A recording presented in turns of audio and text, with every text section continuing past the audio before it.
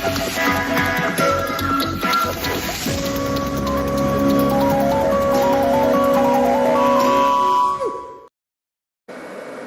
evening, everyone, and welcome to this edition of the Prime Time Newscast in the English language on Canal to International. I'm called Morinzi.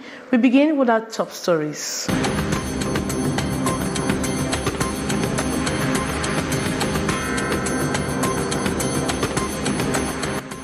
A cholera epidemic hits the southwest region of Cameroon while waiting for the regional delegation of public health to publish the number of cases recorded so far. Boya denizens have embarked on ways to prevent the spread of cholera. I'll tell you more in this edition of Newscast. And the fourth upcoming new academic year is still to pick up in certain schools across Cameroon. We'll tell you the ambience in Bamen, the northwest region of Cameroon, a tour to some school campuses and book stands reveal a snail peace movements towards D-Day, September 4. And Rigobert Song Bahanak has made public a list of 24 players ahead of the Cameroon versus Burundi AFCON qualifying match on September 12. Those are major stories. Details right ahead.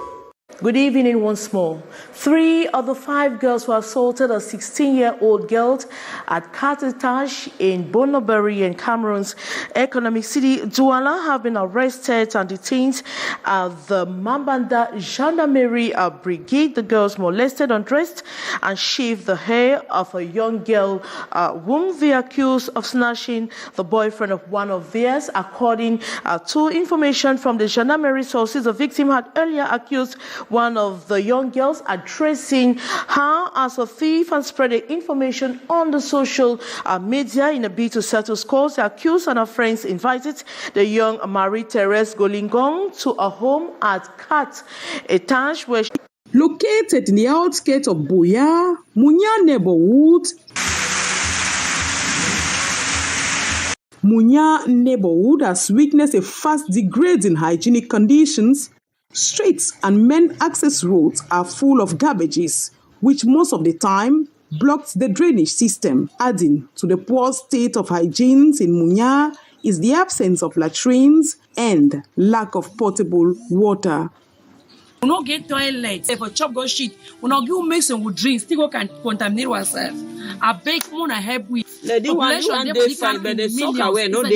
This has facilitated the spread of cholera in this neighborhood. In mile 16, the situation is not different. Nevertheless, inhabitants are taking measures to bar the road to cholera. Cholera is something that is very, very dangerous. When we sweep the house like this, we have to, put our dirt in our dust basket, like what you're seeing. I have my dust pan. When I sweep my dirt, I gather them. I use my dust pan to remove them very well. I put them in my dust basket. So it's very important to not to expose our dirt, not to dispose our dirt in the streams, in the rivers, not to dispose our dirt, pile our dirt maybe in the roundabout. Like we have organic and inorganic waste. For the organic ones, it means that the one that can decompose easily. If there is a yard or farm beside you, you have to throw it there so that it will decay. But for those that cannot decay easily, we can burn or we bury them. Health officials in the southwest region are mobilized to intensify sensitization. Southwest inhabitants have been cautioned to scrupulously respect basic hygiene rules to bar the way for cholera. And the forthcoming new academic year is still to gather steam in Bamen, the northwest region of Cameroon. A tour to some campuses and book stands reveal a snail peace movement towards a D-Day come September 4, 2023. More with our reporters, Annie Collins, Annie, Saleh Sharifa. Less than a week to the start of the 2023-2024 academic year, preparations are still timid in the Northwest Regional Headquarters of Bamenda. On the streets of the chief town this Tuesday, August 29, book vendors decried the almost complete absence of buyers. They are saying that they cannot take their money now and stop when they are not sure whether the children will go to school. Some parents on their part complain of economic hardship, while others say they will do their utmost irrespective of the harsh financial climate. We are praying that at least the school will resume and it will be timely. So we are trying our best. I don't feel that it will be too difficult because it's something that is not surprising. Something that everybody knows that school is resuming. So everybody must have prepared. Some children have been hanging behind their parents to ensure their school needs are bought. In the same vein, school campuses are still to have the resumption effervescence as school registers are still being collected from educational administrative offices. Classrooms are still cobweb-ridden as some small cleaning exercise has taken place. All school officials contacted turned down all requests for interviews on grounds that threats are looming in the horizon. And less than a week to the resumption of another school year, the state of some government primary and secondary schools in Cameroon's economic city Douala remains wanting in all aspects. Their infrastructure and environment and a lot more leaves much to be desired. Meanwhile, in other schools, cleanup and coat of paint on buildings attract from a distance. More in the following story. Primary and secondary schools in Cameroon's economic capital look like less than a week to another school year. While some are clean, tidy and ready for kickoff, others present a rather sorry state. It is a case of government primary school Toujours, situated in the heart of the administrative unit Bonanjo in Douala. The school is wanting in all aspects, from its barely existent roof to the old structure and its completely muddy environment. The school doesn't look like it is ready to receive students. Despite the lapses, we met some teachers and the head teacher on seat. They told me off cameras that cleanup, clearing of grass, and a lot more was going on campus to ensure a hitch-free back to school come September 4, 2023. Elsewhere, this time around at Government High School Jos, parents are busy enrolling their children while their buildings are receiving a coat of paint. In this other government primary school in Bonaberi, we met a calm environment with a head teacher guiding parents on registration modalities. Both government primary and secondary schools are gradually regaining life as the administrative staff battles hard for an effective school resumption on September 4 and in a conducive environment. And we now take you to Bonaberi in the Douala 4 subdivision, where the population are lamenting the deplorable state of the roads. More the roads that lead into the neighborhoods are wanting or are in a deplorable state. As we hear the following story with our reporter, Saleh Sharifa.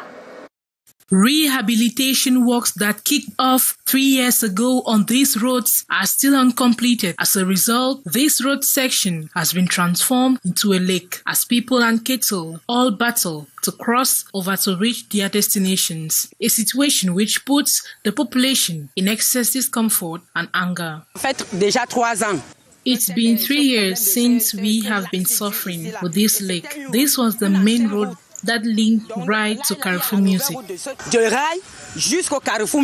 Should look into the road and see if they can put even a tar there, or even not tar, you can throw some ground there. So I think we will be very happy, not only for the rider, but for the entire communities. The state of this road leading to the government bilingual high school and government technical college Mabanda, still in the Douala 4 subdivision, is a real ordeal for students and bike riders. Every day during school period, students fall in this water on their way to school. At times when the accident is bad, I am obliged to take them to the hospital with my tricycle. When it is raining, so we suffer a lot. The customers, sometimes you find people falling into water with buy on a buy. So this is our worry. So I think the higher thing, our buy is getting bad also. Within a day, we change what we call in French. Within a day, we change what we call roulements in French, that is bearing. And we also change the chains and sprockets on the buy, and the customer also feel very bad. Sometimes you find them falling into water. With the resumption of classes for 2023-2024 academic year in a few days, the population is already plunged into worries. And ahead of the Digital Week Cameroon scheduled for next October 16 to the 20 in the nation's political capital, Yaoundé, the Secretary General of the Commonwealth Telecommunications Organization, Bernadette Louise, is in Cameroon to confirm the event plans, an event that will also see the holding of the 61st Council meeting of the Commonwealth Telecommunications Organization. Like the Prime Minister, head of government, the Commonwealth Telecommunication Organization Secretary General was also receiving audience by the Minister Delegate at the Ministry of External Relations in charge of the Commonwealth, Felix Bayou. Yes, an excerpt of Bernadette Lewis after the audience put together by Beatrice Ngam. Bit about the tremendous relationship the Cameroon has had with the Commonwealth Telecommunications Organization and other Commonwealth organizations. And we mentioned, the importance of information and communication technologies. Cameroon has been a leader in the region in telecommunications, but like many other countries that are moving ahead, they would recognize that there's very much more to be done. And you want to really promote widespread adoption of information and communication technologies, not just at the level of the governments, but down to the man on the street. And once we could spark the imagination of citizens that information and communication technologies can make a tremendous difference to life, everyday life in Cameroons, we are on our way. We want citizens to embrace the technology. Fashion designers mostly specialize in Togo, a popular outfits in the northwest region of Cameroon, have come together to seek ways of valorizing the Togo outfits. They met in Douala over the weekend. More in the following story. From their dresses, unique in style, color and design, these English fashion designers proudly exhibit what they know best, that is, valorizing Togo, a popular outfit rooted in the culture of the people of the grassland, northwest region of Cameroon. I must say Togo is well recognized around the world, and we had a lot of creatives in the English sector that are specialized in the production of Togo. Main aims were to make sure that we have all the English-speaking designers come together under one umbrella, and so that we can create that we are creating. Give it more value. I think the event will always want to go for Togo. The outfit, which originates from the northwest region, is today worn by anyone in Cameroon and beyond. Reason why designers of Togo are thinking out of the box on how to make the dress innovative.